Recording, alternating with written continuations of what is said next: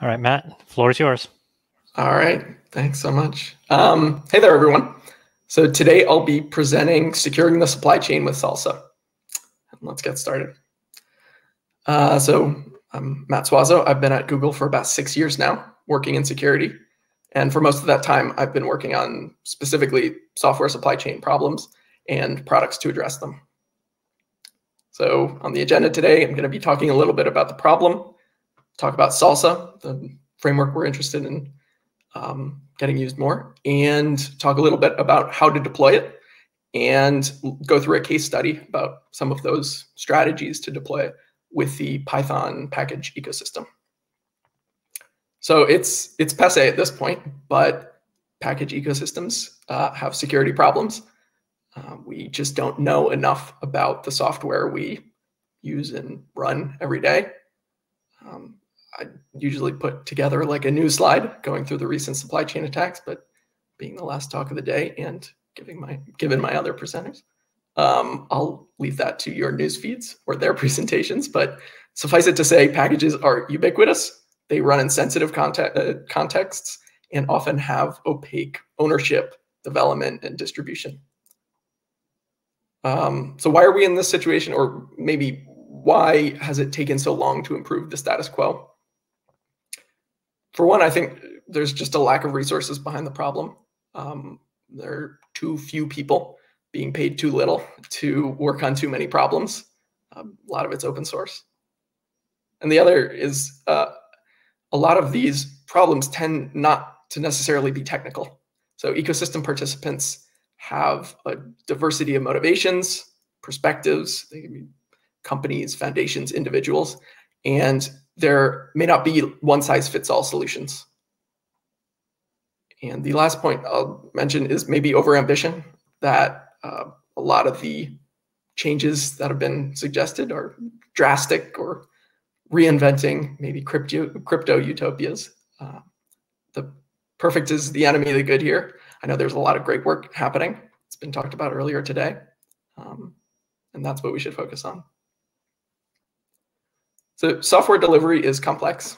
The full software development lifecycle matters for security, all the way from the developer through to their source, where and how it's developed, build, who's building the artifacts, where and how, and why do we care that it's so complex?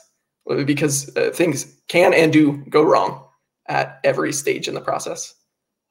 Many of the threats here have been exploited in high-profile attacks, SolarWinds, CodeCov, recent NPM incidents, and package ecosystems tend to offer little in the way of protecting against these attacks. Not nothing, but I think we can do better. So what makes a good solution here? So what can we do to move the needle? I think one of the most important things is to focus on taking as much of the onus off of package maintainers as possible. There are a ton of them a lot of times in these decentralized ecosystems, and they are often unmotivated, not for lack of wanting to do the right thing, but it's hard buying into some big brand new future. So doing as much as we can with the status quo is, I think, the right move. And same for ecosystem maintainers, honestly. Generally, there's not a huge amount of funding behind them. So if you're motivated, you can make big changes, but it should be flexible to reuse these solutions for different ecosystems. And the last thing I'll touch on is just that focusing on tangible or coherent solutions for end users. Just having good security UX is incredibly important, and the capability to customize that for users who may have different tolerances with regards to security. So I'm here to present SLSA, which stands for Supply Chain Levels for Software Artifacts, SLSA. It's a security framework that's been the basis for Google's internal security work, a lot of it over the last decade, and now has a great external community building around it. under the umbrella of the OpenSSF. So to give a brief overview, SLSA is a framework that helps secure software delivery. It's broken down into levels. So to provide a snapshot of a project's sort of security maturity. And it does that through evaluating provenance. So the data format that's used to evaluate an artifact against each bit of the rubric, signed or not signed. I don't have a ton of time to go into each of them, but definitely check out these links to find more at salsa.dev, which is the top level page. I'll touch on each of them briefly. So to give a sense of the levels, it's organized 1 to 4. Each level provides increased confidence in the provided metadata, so the provenance, as well as in the output artifact itself, so the package. One example, just to go through each across each level, of version control. So what the requirements are. At level 1, there is none. Level 2, the source itself must be version controlled, and that must be communicated in the provenance. And level 3, the source and the build config must be present in some version control system. And there are many other requirements. salsa.dev/levels gives you a better idea. And the provenance format. So again, I won't go into detail here, but here's a glance at it. It uses in-toto's sort of attestation overall structure, and the SLSA predicate is the so-called SLSA provenance. It conveys the source, build inputs, environment, outputs. Again, I don't have time to go into detail everywhere. salsa.dev/provenance for more background. So how can SLSA help packages or packaging ecosystems? For one, I think having a common format to talk about these things is important. Having consistency across ecosystems is valuable. It's machine consumable, so you can evaluate policy. You can do automated analysis, graph dependencies, those sorts of things, which are important for a lot of UX and more complex tunability in end user enforcement. Unopinionated in terms of trust. I just mean it's not specific to a PKI or identity system. It doesn't even require PKI in the simplest case. So I think that helps it adapt to a lot of different deployment scenarios where there may be varying levels of sophistication when it comes to identity. And tracing packages back to source, I think this is very important. So while it's possible to do a lot of analysis on compiled artifacts, having some link back to the source code enables a lot stronger static code analysis, vulnerability scanning. Everything gets easier when you have the source, as well as being able to introspect the developer process very well. So the developers involved, things like that. And again, to highlight SLSA's promise, each of the threats here are modeled and addressed by SLSA. So now that there's some background on SLSA, let's explore a few ways to create provenance without deep integration into an existing ecosystem. So if we just want to hit the ground running, how do we do that? So it's also on a budget. So the first strategy I'll show off here is piggybacking off of existing package and build and release processes on CI. So at the upper left, adding this policy element, that could say something as simple as, hey, take this GitHub action for repo A and record provenance as package foo. The monitor would just use the CI API to extract the necessary data, generate provenance, and that provenance could then be passed down to the consumer through some side channel or stored in a database, for auditing purposes.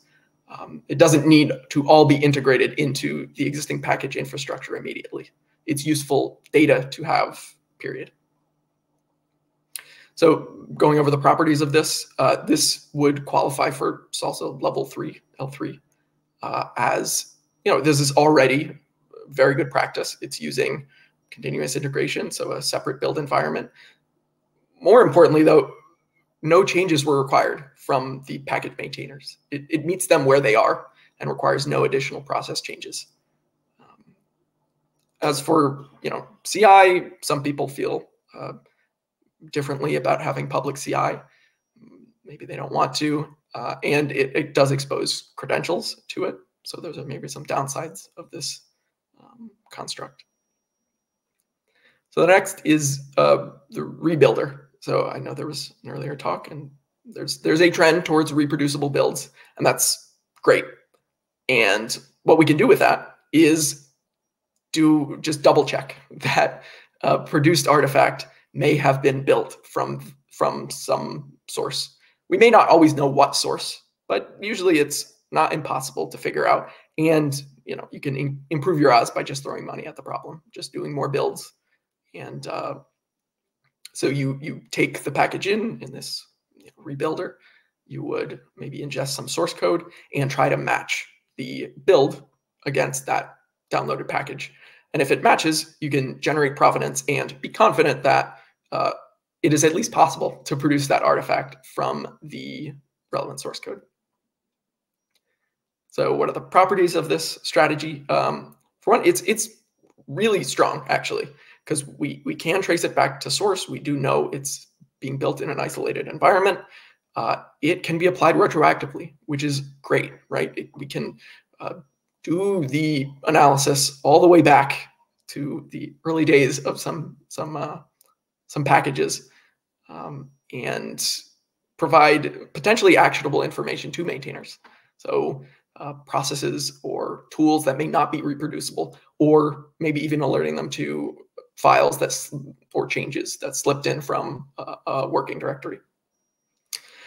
It's not the most effective for complex builds when the config search space for builds gets really high, or when builds are undocumented. But in some cases, again, you can just throw more machines at it and get good results.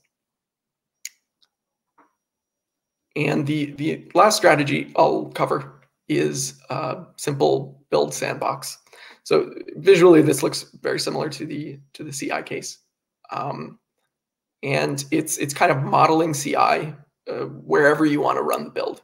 So slipping that construct of maybe a structured workflow in with the ability to then upload the data to a server to generate some provenance.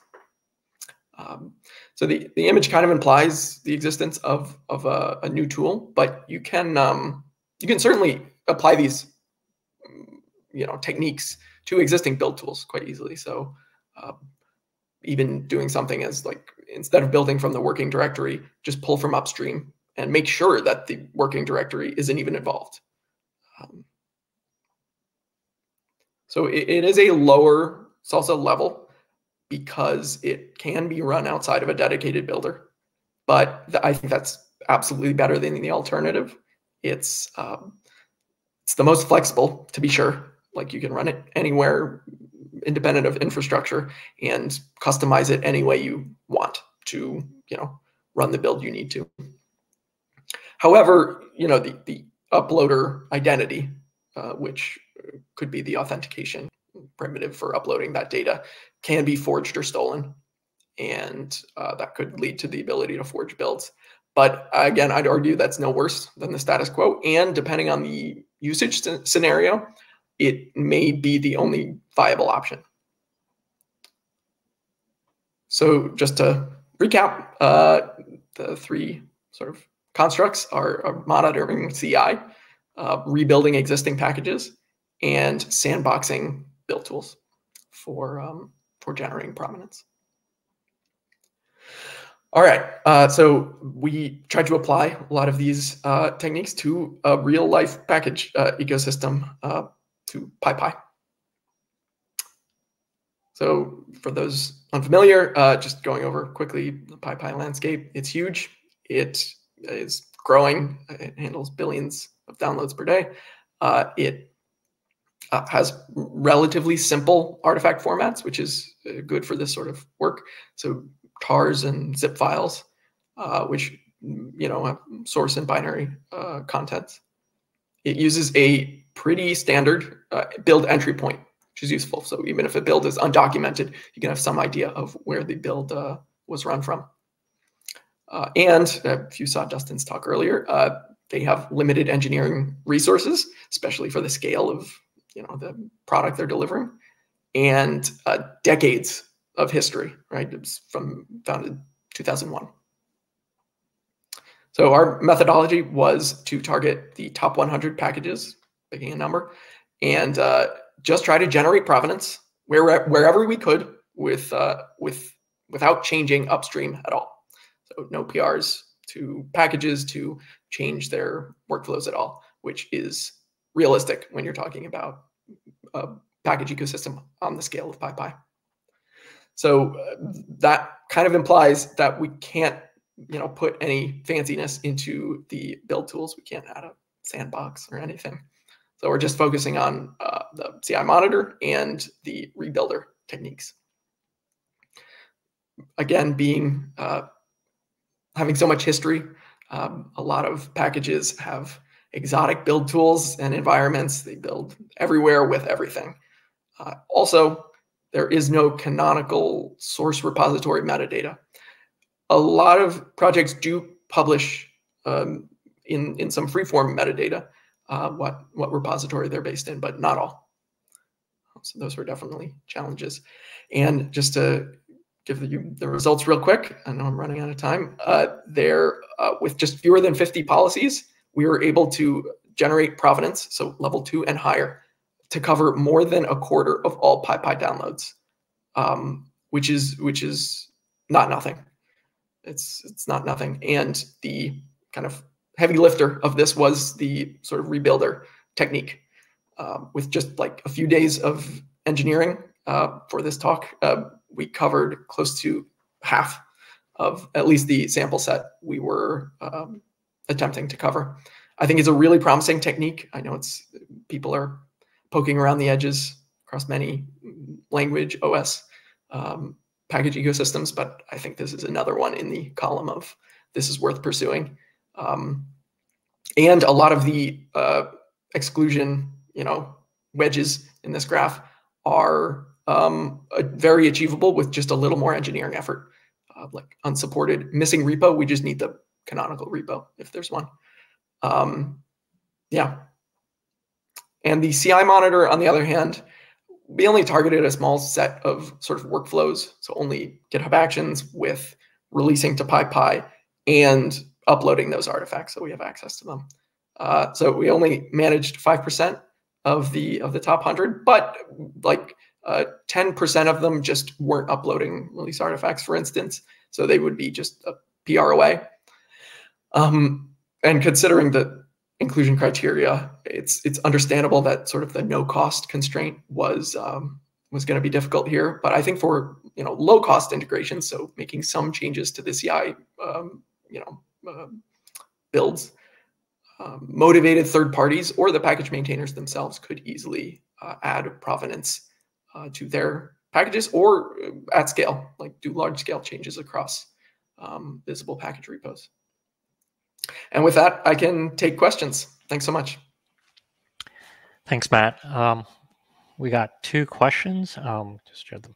The first one is, what is the conceptual relation, if any, between the SBOM formats, so ISO SPDX and CycloneDX and SLSA?